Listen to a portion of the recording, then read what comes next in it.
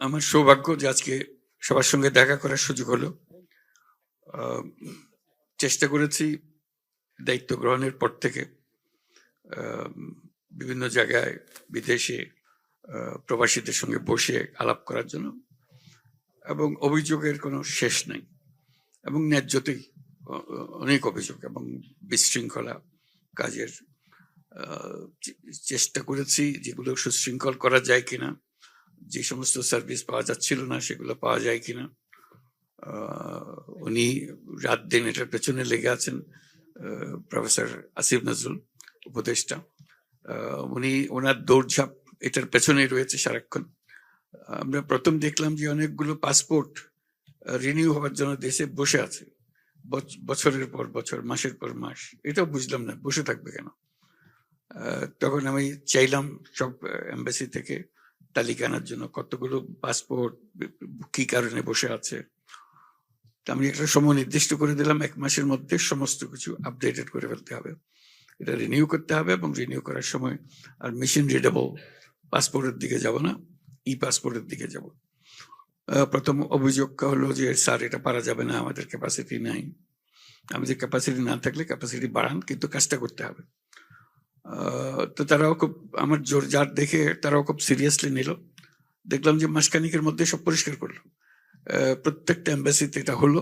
আমাদের এটা কিভাবে করলেন বলে, রাত দিন তারা পরিশ্রম করছে, এবং তাদেরকে ধন্যবাদ জানাই যে দিন হয়নি, এখন রাত দিন পরিশ্রম করে অল্প সময় করে দিয়েছে।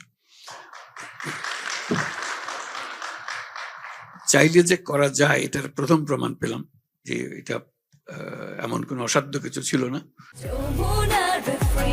Innovation for smarter life.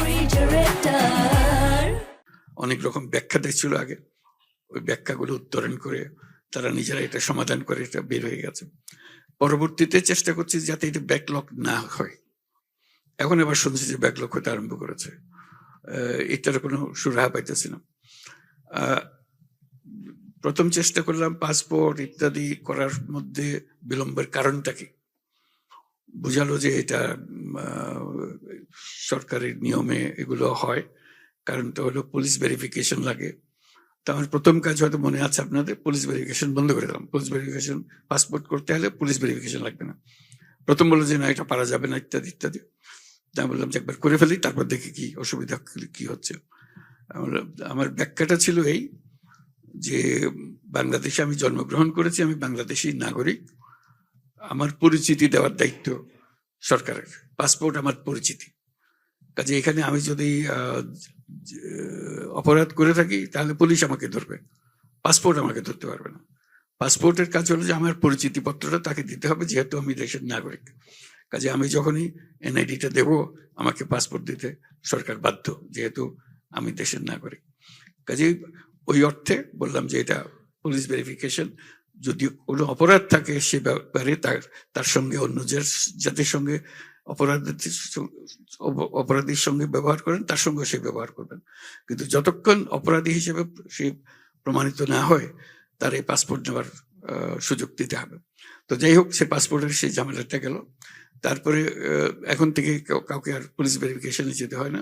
দেখলাম যে এরপরে 9 মাস বছর বসে আছে, পাসপোর্ট পাচ্ছে না, পুলিশ ভেরিফিকেশন আসছে না বলে রাতারাতি হয়ে যেতে আরম্ভ করলো। সব রাতারাতি পাসপোর্ট হয়ে পুলিশ ক্লিয়ারেন্সের অনুপস্থিতিতে এটা হতে আরম্ভ করলো। তো ভালো লাগলো যে এটা পারা গেল জিনিসটা করার জন্য। আরেকটা হলো যে এখানে মেশিন রিডেবলের জন্য যন্ত্রপাতি নাই। আমি বললাম যন্ত্রপাতি নিয়ে যান, ওখান থেকে যন্ত্রপাতি দিয়ে করেন। আরেকটা হলো অনলাইন পাসপোর্ট করার কথা। আমি যে অনলাইন পাসপোর্ট যদি করতে পারে তাহলে তো সব বিদেশিদের জন্য অসুবিধা নেই, তারা ঘরে বসেই তো এটা করে ফেলতে পারবে। কাজে এই বিতর্ক এখনো চলছে, এখনো এটার ফয়সলা করতে পারি নাই। অল্প কিছু ফয়সলা হয়েছে, কিন্তু এই যে একদম সঙ্গে সঙ্গে করে দেবে এটা এ পর্যন্ত অন্তত অ্যাপ্লিকেশনটা করার জন্য আমরা সুযোগ দিচ্ছি। আমরা নাগরিক সেবা বলে একটা আলাদা বেসরকারি প্রতিষ্ঠান সৃষ্টি করেছি। তার কাছে গেলেই পয়সা দিলে সে আপনার এনআইডি, পাসপোর্ট, অন্যান্য যতগুলো সরকারি দলিল দস্তাবেজ, জমির দাখিলা বা যা যা দরকার হয় এগুলো ওখান থেকে নিতে পারবে। এখানেও বারে বারে প্রতিবন্ধকতা আসছে যে এটা ছাড়া এটা হবে না, এটা ছাড়া ওটা হবে না, কিন্তু কিছু কিছু কাজ শুরু হয়ে গেছে। এটা আপনাদেরটা ধরতে গিয়ে দেশের লোকের জন্য একই সঙ্গে কাজটা করা যাচ্ছে বলে আমি খুব আনন্দিত যে এটা আমরা ধাক্কাধাক্কি করার পরে এটা কিছু দূর অগ্রসর করতে পেরেছি এবং আশা করি ভবিষ্যতে এটা খুবই সহজ জিনিস হয়ে যাবে। মালয়েশিয়ার ব্যাপারে বারে বারে প্রশ্ন আসছিল। দায়িত্ব গ্রহণের পর থেকেই মালয়েশিয়ার এই সমস্যা যে তারা অনেকজন 18,000 শ্রমিক প্লেনে উঠতে পারেনি, তার এক্সপায়ার করে বা কি কারণে কাট অফ ডেট ছিল, আসতে পারেনি। কাজে এটা খুব খারাপ লাগলো। এরপর পরেই মালয়েশিয়ার প্রধানমন্ত্রী উনি আসলেন বাংলাদেশে। আমরা খুব আনন্দিত হলাম যে তিনি আসছেন আমাদেরকে দেশে প্রথমবারের মতো বাংলাদেশ এই অভ্যুত্থানের পরে একজন প্রধানমন্ত্রী বাংলাদেশ ভিজিটে আসছেন। 2 মাস পরে উনি এসেছিলেন 4 অক্টোবর বাংলাদেশে আসলেন। তো ওনাকে বললাম এই সমস্যাটার কথা, তিনি শুনে বললেন যে হ্যাঁ, এরকম যদি থাকে আমরা নিশ্চয়ই এটা করে দেবো। এটার জন্য এই বিলম্বের জন্য সে প্লেন ধরতে পারে নাই, এটার জন্য তার বন্ধ হয়ে যাওয়ার কিছু না। এই যে 18,000 সেটা আজ পর্যন্ত চলছে, তার মধ্যে 8,000 বোধহয় যেতে পেরেছে না? বলো তো, একটু ব্যাখ্যা করে। আমি একটু বলি আপনাদের। প্রথমে তো বলেছিল 18,000, পরে যখন আমরা 18,000 ভেরিফাই করতে গেলাম দেখলাম 31 মের মধ্যে তাদের বাংলাদেশে আসার কথা ছিল 2024-এর। তো 31 মে পর্যন্ত তাদের তো ভিসা থাকতে হবে। তো আমরা স্ক্রুটিনি করে দেখলাম আসলে ভিসা ছিল 8,000 সামথিং এর। বাকিদের তো ক্ষেত্রে আমরা দাবি করতে পারি না। ওই 8,000 সামথিং এর থেকে আবার কেউ কেউ আপনার মালয়েশিয়ায় চলে আসছে 95 জন, আর 100 জনের মতো বিভিন্ন দেশে চলে গেছে। বাকি যারা আছে ওনাদের প্রসেস শুরু হয়েছে। এই মাসে প্রথম আমরা ইয়েটা পেয়েছি, রিকোয়ারমেন্টটা পেয়েছি অল্প সংখ্যক, কিন্তু এটা আমাদের এই 31শে ডিসেম্বরের মধ্যে ওনারা যতজন যেতে চায় ততজন আসতে পারবে এখানে। যে আপনাকে ব্যাখ্যা করার কারণটা হলো যে এই যে 1 বছর আগে শুরু হয়েছে, এটা এখনো ছাড়া হয়নি। এখানে এসে আবার পার্সু করছি আমরা বাকি জন কখন যেতে পারবে, এটা পরিষ্কার হয়ে গেছে এখন।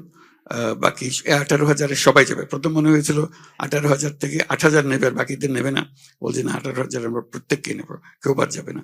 কাজে এটা একটা আনন্দের সংবাদ। উনি এসছিলেন বলে, উনি আমাদের প্রতি সহানুভূতিশীল ছিলেন বলে তখনই তাৎক্ষণিকভাবে উনি সিদ্ধান্ত দিয়েছিলেন, প্রেস কনফারেন্সে বলেছিলেন যে আমরা একটা ব্যবস্থা করবো, একটা না একটা ব্যবস্থা করবোই। উনি করছেন। আজকেও দীর্ঘ মিটিং হয়েছে ওনার সঙ্গে, আরো নানা বিষয়ে যাতে প্রক্রিয়া সহজ করা যায় এগুলো নিয়ে আমরা আলাপ করেছি। আশা করি এই মালয়েশিয়ার যে সমস্ত সমস্যা এখানে জমা হয়ে আছে সেই জমাট সমস্যাগুলোকে আমরা সংস্কার করে ফেলতে পারবো, পরিষ্কার করে ফেলতে পারবো। একটা হলো যে প্রবাসী বাংলাদেশিরা যারা বিদেশে আছেন তাদের কন্ট্রিবিউশন, অবদান আমাদের অর্থনীতিতে। অর্থনীতির কি অবস্থা আপনাদের মনে আছে?